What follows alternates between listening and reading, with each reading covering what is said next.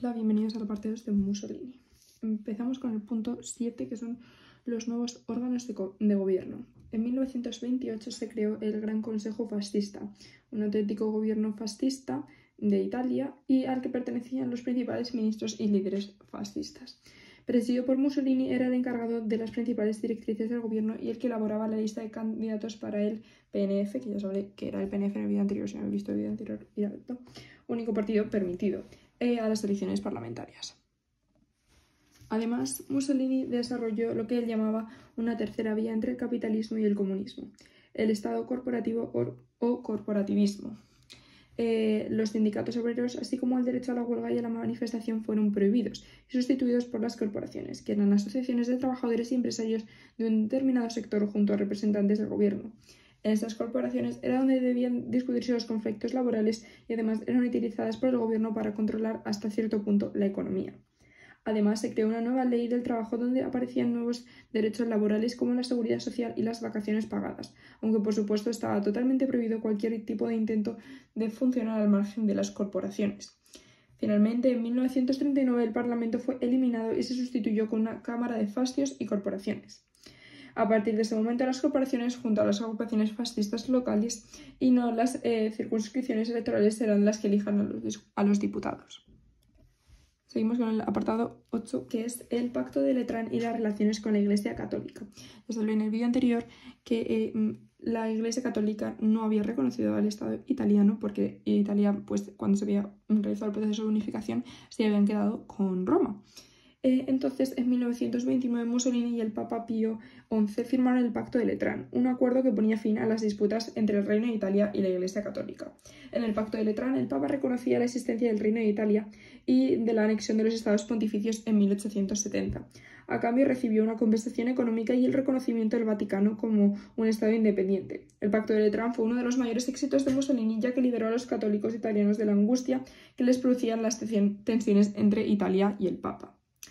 El prestigio y la popularidad de Mussolini se dispararon, no solo dentro de la Iglesia, sino a un nivel internacional, ya que el acuerdo fue muy bien recibido por todos los católicos del mundo. Las relaciones entre el papado y Mussolini fueron en general bastante buenas, aunque en ocasiones se produjeron choques, especialmente por la cuestión judía y la Segunda Guerra Mundial.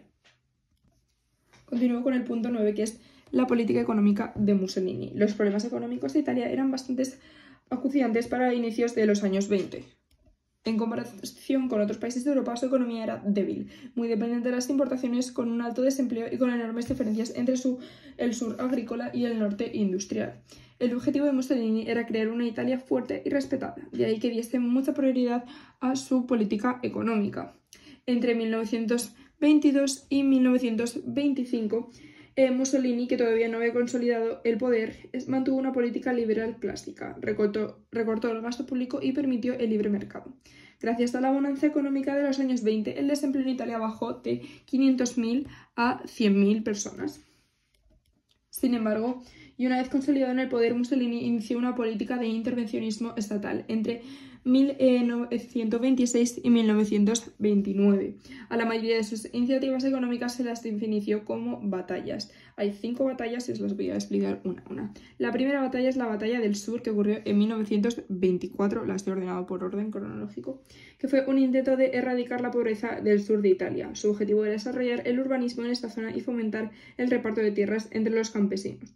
Fue uno de sus mayores fracasos ante la oposición de los grandes terratenientes, que eran partidarios decididos del fascismo. Así, en 1929, el 90% de los campesinos en el sur eran dueños únicamente del 10% de la tierra. La segunda batalla es la del grano, en 1925. El único objetivo fue lograr la autosuficiencia en la producción de cereales, especialmente de trigo. Para conseguirlo se inició un proceso de mecanización de las labores agrícolas y se procedió a sustituir dichas tierras dedicadas al olivo y a los naranjos, que son productos de exportación, por campos de cereales. Los resultados fueron desiguales. En 1931 se consiguió la autosuficiencia en la producción de trigo y la mecanización fue un éxito enorme en el norte. Sin embargo, en el sur la mecanización apenas tuvo incidencia y en general las exportaciones agrícolas italianas se hundieron. La tercera batalla es la Batalla de la Tierra, en 1926. Este año hay 2 batallas, que la siguiente es la de la Lira. La de la Tierra era que la idea para conseguir más tierra era que necesitaban más tierras de cultivo. Para para ello se produjo una política de drenaje de marismas, especialmente en las marismas pontinas, cercanas a Roma. Las nuevas tierras de cultivo fueron repartidas entre campesinos pobres y el objetivo era desecar 1.600.000 hectáreas y el resultado final no pasó de 80.000. O sea, las expectativas versus la realidad no fue muy bonita. La batalla de la lira, que ocurrió también en 1926. Esto fue un deseo personal de Mussolini, que quería convertir a la lira, que era la moneda oficial de Italia de la época, en una divisa fuerte. El objetivo era aumentar el prestigio del país y el suyo propio. Una lira fuerte se tradujo en muchos beneficios para la política de importaciones, pero también significó un desastre para las exportaciones, especialmente la industria del automóvil, y también fue un desastre para el turismo. Y por último, la batalla de los nacimientos en 1927, y esto es algo que tienen en común un montón de dictadores, como también veremos en los próximos vídeos cuando hable de Franco. Mussolini era un firme defensor del aumento de la población de Italia. Sostenía que un país más poblado era un país más poderoso. Además, afirmaba que esto le permitiría aumentar el tamaño del ejército y ayudaría al desarrollo de una política exterior agresiva destinada a conseguir nuevos territorios. Su objetivo era pasar de los 40 millones de habitantes de 1927 a los 60 millones en 1950. Para conseguirlo se utilizaron dos sistemas: la reducción fiscal y ayudas para las familias numerosas y un aumento de la propaganda dirigida a convencer a las mujeres de que dejasen el mundo laboral y se centrasen en su papel como madres. Que ya os conté en los vídeos anteriores de la Primera Guerra Mundial, que como las mujeres se habían esforzado en las fábricas y habían trabajado en las fábricas, pues como que hubo un cambio de lo que se pensaba que eran los trabajos para mujeres y hombres, y empezaron las mujeres a realizar trabajos que hasta entonces solo habían realizado los hombres. En 1950, sin embargo, la población italiana llegó a 47 millones, o sea, de los 20 millones que querían, consiguieron solo 7 millones más. O sea, 7 millones en vez de los 20, lo que da una idea del fracaso de estas políticas. A partir de 1929, y debido a la gran crisis económica de aquellos años, la política económica de Mussolini se volvió más intervencionista. El objetivo era ahora conseguir la autarquía, o sea, lograr la autosuficiencia total en productos y materias primas, y de esta forma evitar el gasto de importaciones en otros países. El desempleo aumentó debido a la crisis económica, y con él un descenso enorme en los salarios. En búsqueda de trabajo y de mejores condiciones de vida, miles de campesinos italianos emigraron a las ciudades y también a otros países, principalmente Estados Unidos y Argentina. Ante la falta de trabajadores, el gobierno recortó la libertad de movimiento de los ciudadanos, porque no querían que se fuesen a Argentina y Estados Unidos. Para poder viajar dentro del país hacía falta un permiso expedido por las oficinas fascistas locales. Esta política permitió a los terratenientes del sur seguir disponiendo de abundante mano de obra, pero condenó a los trabajadores agrícolas de esta zona, pues que querían irse a las ciudades o a otros países, a una vida de miseria ante la bajada de los sueldos. Otras formas de combatir el desempleo fueron una activa política de obras públicas, la absorción por parte del Estado de las empresas privadas, que os conté que también lo hizo Gran Bretaña en la Primera Guerra Mundial, recordad, está en el último vídeo, que se declaraban en quiebra, y el rearme del ejército, con el desarrollo de una gran industria armamentística de carácter público.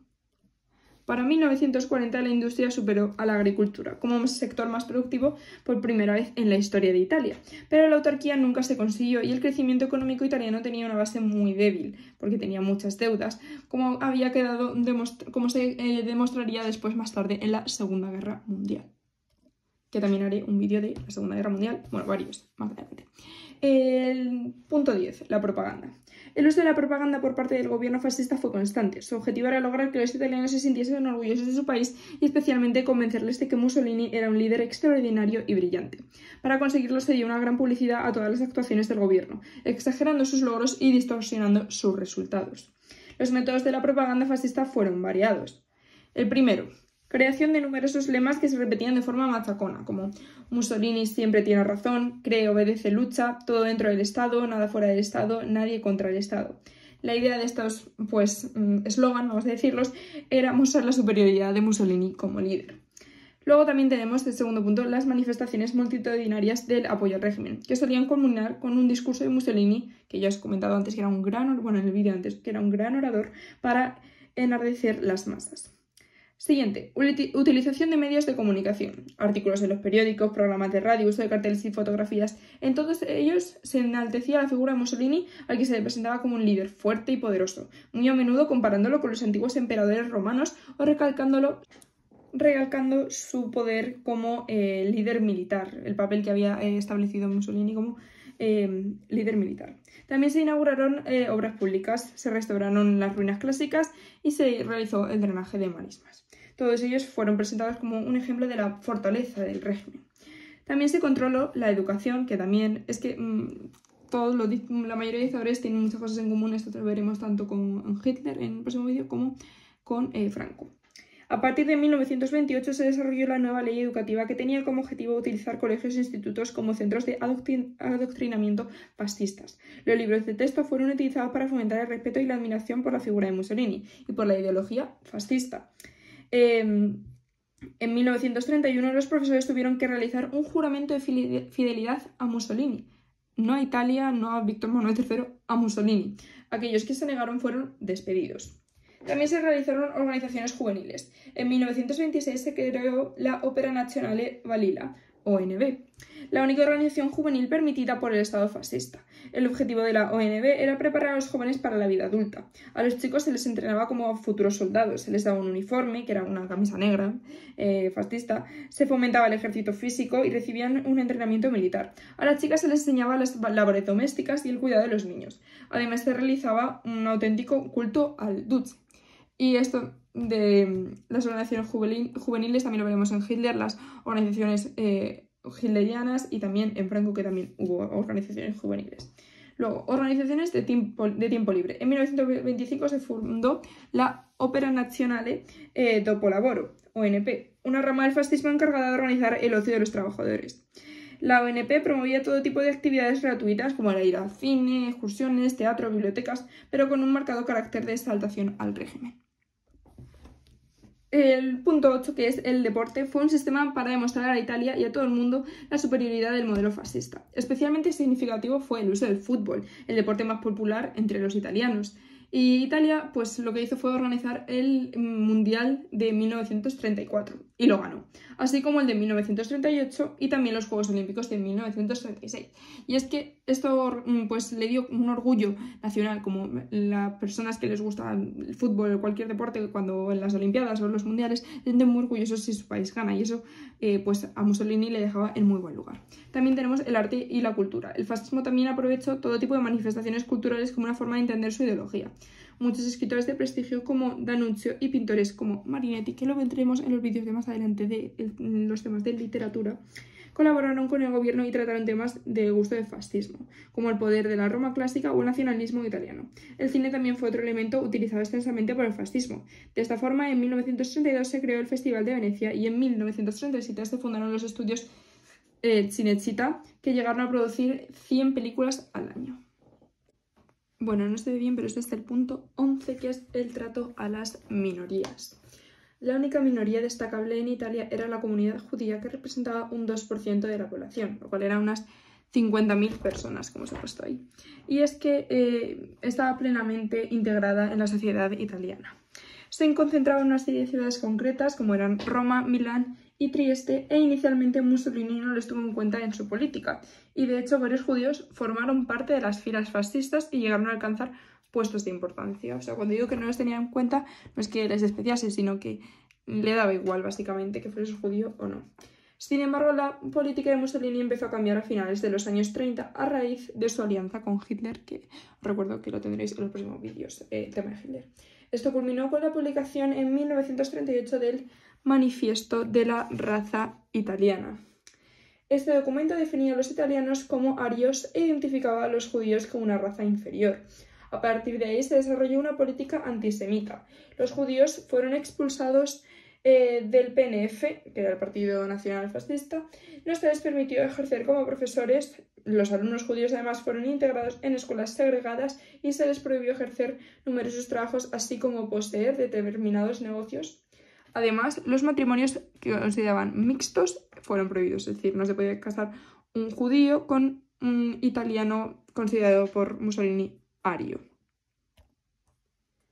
En general, la política antisemita de Mussolini recibió muy poco apoyo por parte de la población. O sea, la gente, pues, incluyendo a los fascistas y policías, tendieron a ignorar estas leyes porque estaban acostumbrados toda su vida a convivir con los judíos y no veían el porqué de comenzar a separarlos o tacharlos. Sin embargo, con el inicio de la Segunda Guerra Mundial y a medida que Alemania se convertía en un aliado con cada vez más poder dentro de Italia, el antisemitismo se fue haciendo cada vez más severo. Finalmente, los nazis consiguieron deportar a sus campos de exterminio y asesinar a unos 8.000 judíos italianos. Si bien la inmensa mayoría de la población italiana no participó en estos actos y al contrario ayudó y ocultó a miles de judíos. En el vídeo anterior dije que había 12 apartados, pero me equivoqué, eran 13. Así que ahora vamos con el 12, que es la política hacia las mujeres, que la vamos a tratar en todas las dictaduras, y también traté cómo era el papel de la mujer también en la Primera Guerra Mundial en el vídeo anterior, que lo podréis ver. Para el fascismo, el único papel de la mujer era el de ama de casa y madre de familia. Quiero decir que a la hora de estudiar es muy importante pensar que los dictadores tenían un pensamiento, los que vamos a estudiar, de Hitler, Franco y Mussolini, un pensamiento bastante similar de la mujer. Entonces, estudiándote uno, hay pocas diferencias de unos y otros. Una idea que compartía con la mayoría de la población italiana y con la Iglesia católica. Las mujeres italianas participaban en el esfuerzo bélico de la misma manera que en la de otros países de Europa, pero Mussolini defendía la idea de que su obligación era renunciar a sus puestos de trabajo, devolvérselos a los hombres y centrarse en las tareas domésticas. Que esto también tiene mucho que ver con las políticas natalistas que tenía Mussolini en mente. Estas ideas se reforzaron con la batalla por los nacimientos, como os he dicho, y así para poder desarrollar su política natalista. Los anticonceptivos y la esterilización y también el aborto fueron prohibidos en 1932. Esta política también era una forma de intentar combatir el desempleo, forzando a las mujeres a dejar sus puestos de trabajo a favor de los hombres. De esta forma, en 1933 y 1938 se desarrolló una legislación que limitaba el número de mujeres que podían ocupar los puestos de trabajo. Sin embargo, esto no consiguió alejar a las mujeres del mundo laboral, sino que las condenó a la esfera del trabajo ilegal, con sueldos muy bajos y sin ningún tipo de protección legal. Porque, claro, los empresarios decidieron contratar a mujeres que no podían trabajar, pero lo hacían de manera ilegal y por tanto cobraban menos, porque no había una legislación que definiese su trabajo. Aunque el PNF contaba con una rama femenina, al igual que veremos con el franquismo, a esto apenas tenía importancia y la única labor política que se esperaba de las mujeres fascistas era el de transmitir los valores de esta ideología a sus hijos. Obviamente el feminismo estaba muy mal visto y no es extrañar que a partir de la Segunda Guerra Mundial muchas mujeres se enrolasen en grupos antifascistas y luchasen activamente contra el gobierno de Mussolini. Y entramos en el último apartado, de verdad, el impacto de la Segunda Guerra Mundial en Italia. En junio de 1940, Italia entró en la guerra al lado de Alemania. En este momento, Francia había sido derrotada y todo parecía presagiar que la lucha iba a terminar pronto. Mussolini suponía que una guerra breve y triunfal acrecentaría su popularidad y le daría muchos de los territorios que ambicionaba. Sin embargo, la guerra fue desastrosa para los italianos. Su economía excesivamente centralizada, débil y falta de materias primas se vino abajo y no pudo alimentar el esfuerzo de guerra italiano. El ejército había quedado muy mermado después de su participación en la Guerra Civil Española, que también la veremos en próximos vídeos, y en la Guerra de Abisinia. Los soldados italianos estaban muy mal equipados y dirigidos, y además la agricultura también se derrumbó y provocó la introducción del racionamiento en 1941. Racionamiento que ya hemos hablado de él en la Primera Guerra Mundial y también hablaremos de ello en el franquismo. Las campañas militares italianas en Etiopía, Grecia, el norte de África y Rusia volvieron a ser desastrosas hasta el punto de que siempre necesitaron la ayuda alemana para poder sobrevivir. En 1943 los aliados tomaron Sicilia y poco después desembarcaron en el sur del país. Ante estas derrotas, el rey Víctor Manuel III y el Gran Consejo Fascista destituyeron a Mussolini, que fue sustituido por el mariscal Badoglio, que rápidamente firmó un armisticio con los aliados. Sin embargo, un comando nazi logró liberar a Mussolini y trasladarlo al norte de Italia. Pronto el país quedó partido en dos, el gobierno de Badoglio al sur, colaborando con los aliados, y un gobierno fascista al norte dirigido por Mussolini, que se llamaba esta forma de gobierno la República de Salò. La Segunda Guerra Mundial en Italia se había convertido en una guerra civil entre el norte y el sur. La República de Salò nunca tuvo auténtica autonomía y se convirtió en un gobierno títere de los nazis. Ante la ofensiva aliada, en abril de 1945, las tropas alemanas iniciaron la retirada de Italia. La República de Salò se desmoronó y Mussolini intentó huir del país. Sin embargo, fue capturado por un grupo de guerrilleros antifascistas y ejecutado el 28 de abril de 1945 junto a su amante Clara Petacci y varios de sus ministros. Su cuerpo fue exhibido y ultrajado por una multitud en Milán después de su ejecución.